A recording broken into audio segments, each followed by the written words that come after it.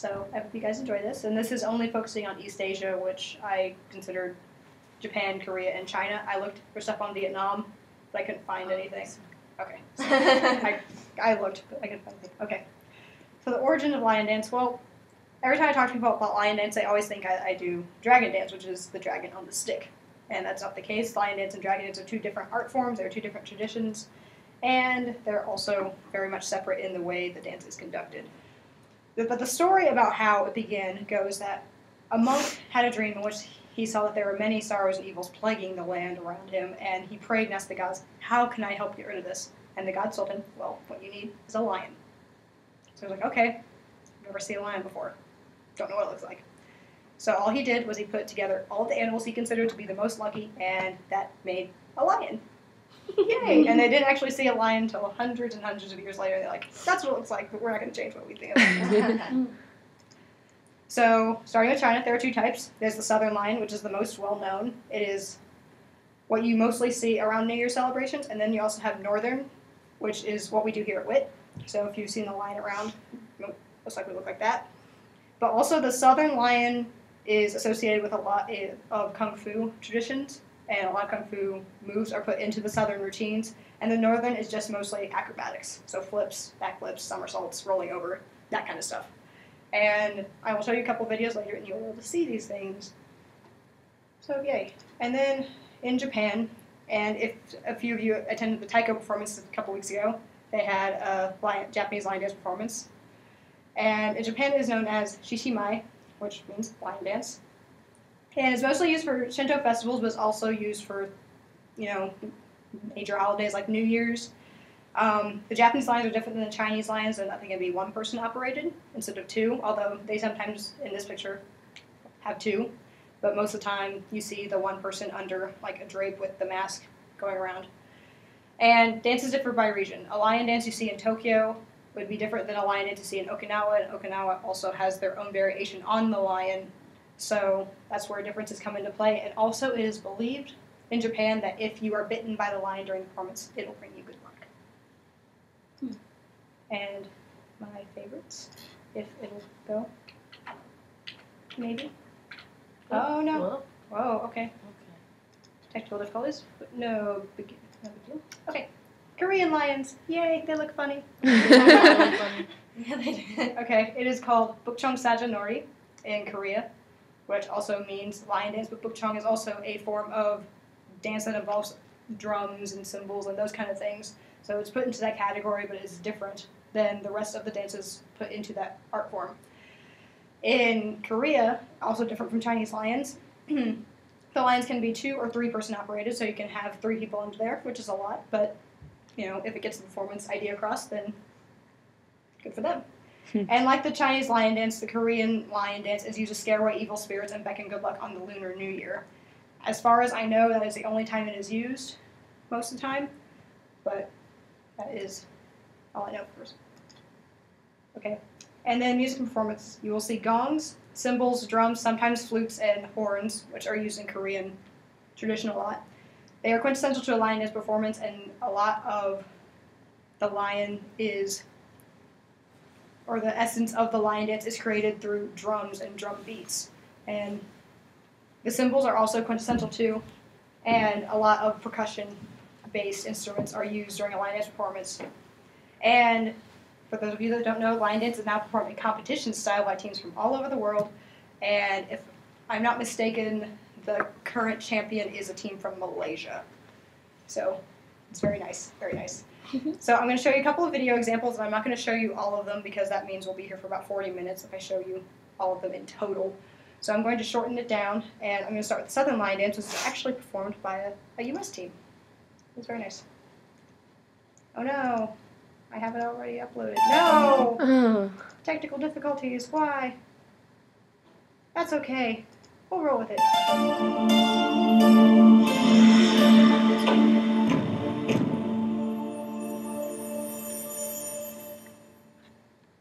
Or not. Oh, that's weird. Alright. Just like minimize the... Yeah. Yeah, minimize. Minimize that one.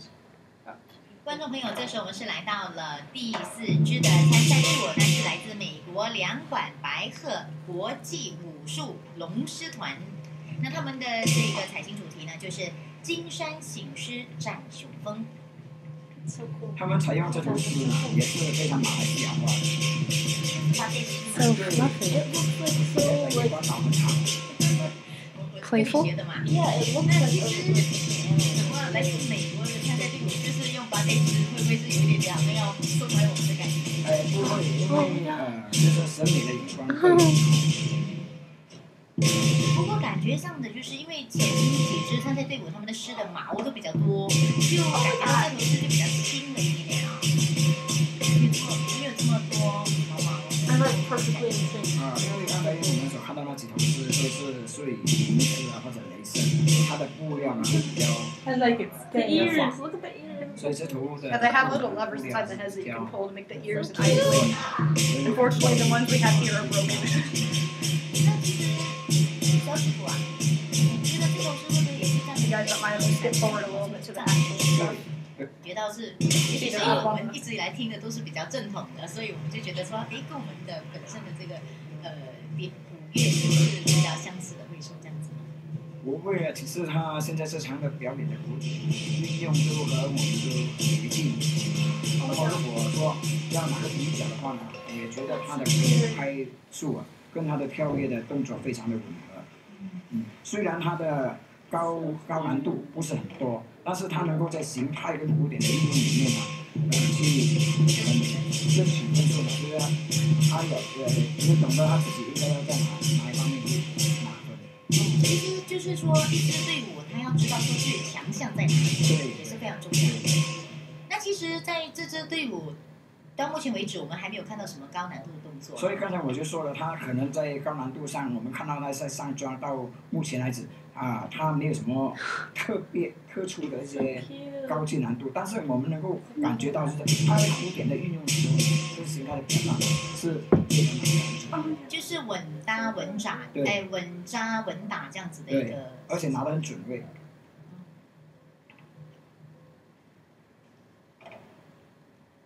那我反而觉得这支队伍在采青的部分，它的下雨的包括在这个环节。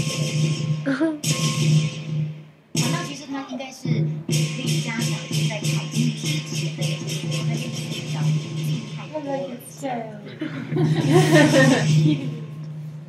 这个应该是说在套路片台上面讲的。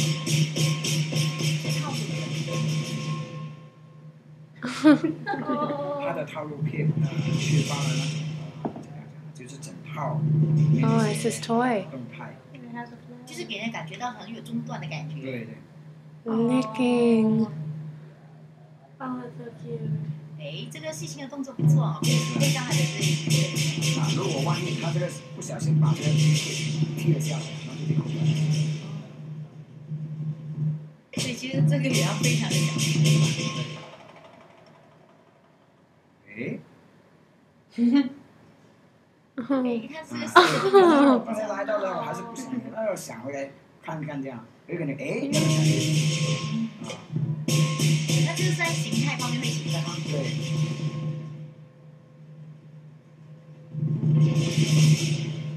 但是我觉得他这个细心的动作就好像蛮多的。现在是在吃青嘛。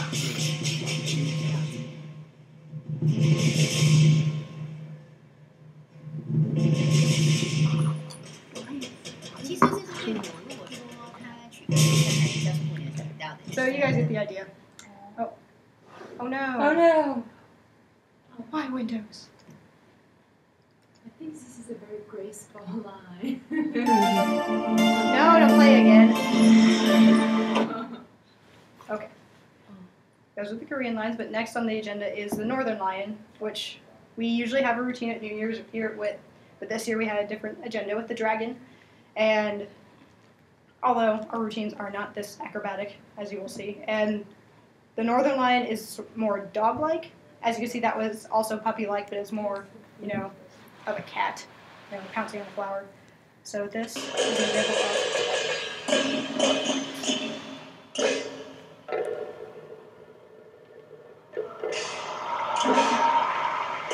You also also difference between northern and southern lion is that usually northern lion routines they have the teaser with the ball.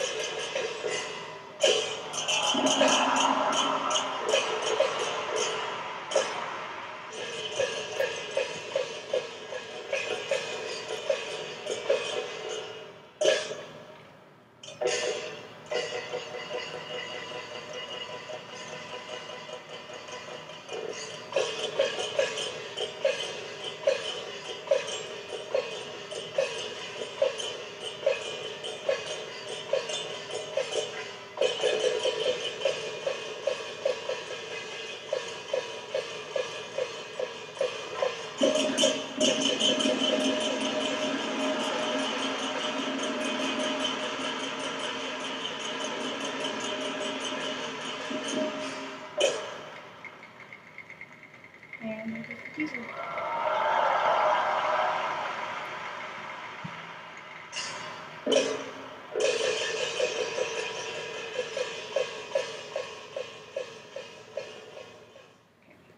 So that is a Northern Lion dance, and the teaser is usually more of an integral part in the Northern Lion dance than in a Southern Lion dance. Sometimes you will see teasers with balls in Southern Lion dance, but it's usually during like street parades, fairs, and that kind of thing, and not in competition setting.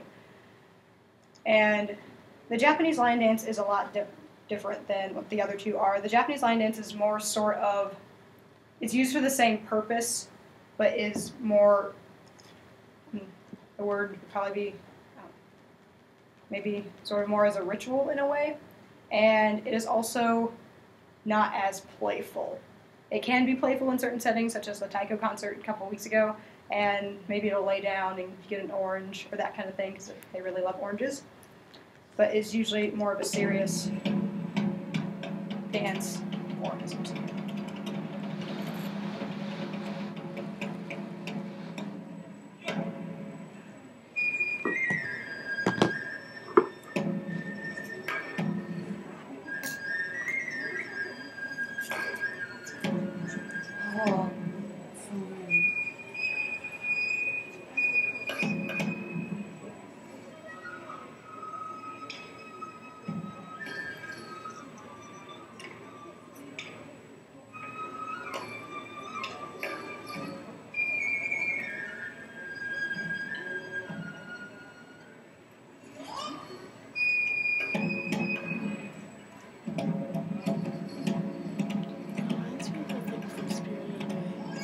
No face? Yeah. Just the way that like the body's moving.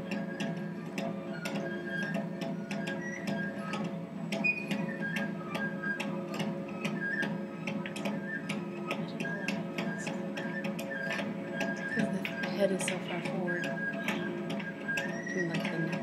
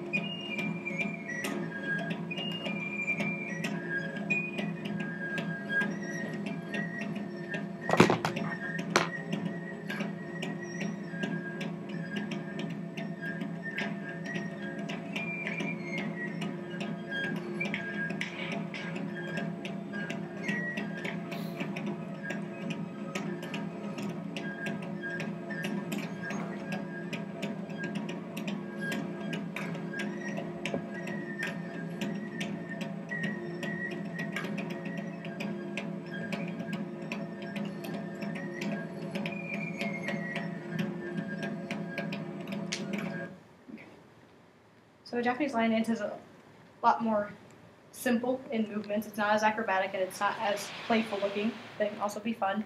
And the last but not least form of lion dance is the Korean form of lion dance, and this sort of brings back the more playful puppy dog style that we associate Chinese lion dance with. And they also look quite different than the other kinds that we've seen so far, and they look a lot more like giant fluffy dogs than anything else. So They're a family mart in Korea. So, 젊은이의 기라 가자 등장이야.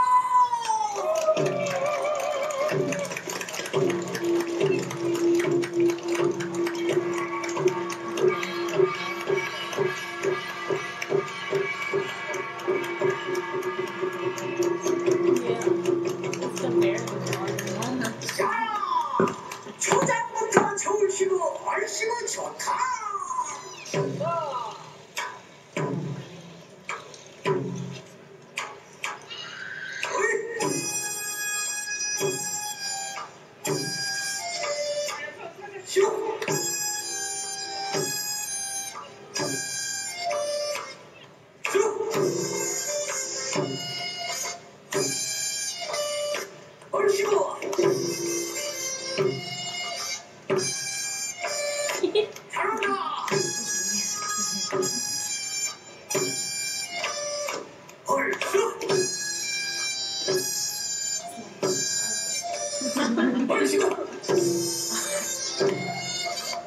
I was thinking like Ralph from the Muppets. yeah,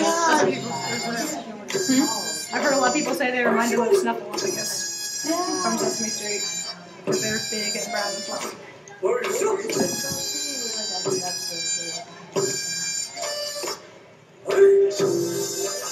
Cocker spaniel. They remind me of the dogs you had at the dog show that have the like mop hair.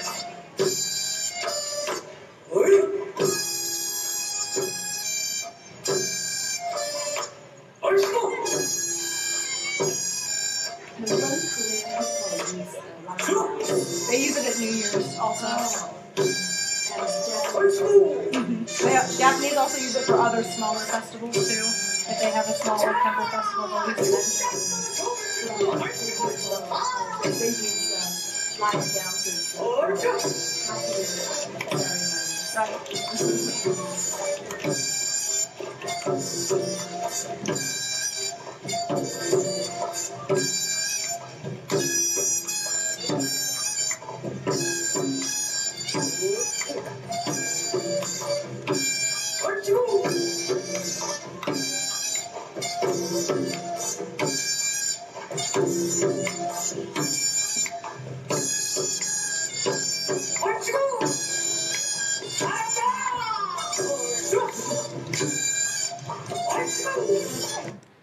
And those are your examples. And it's also very interesting that through my research I also found that there is a Tibetan form of lion dance that started in India.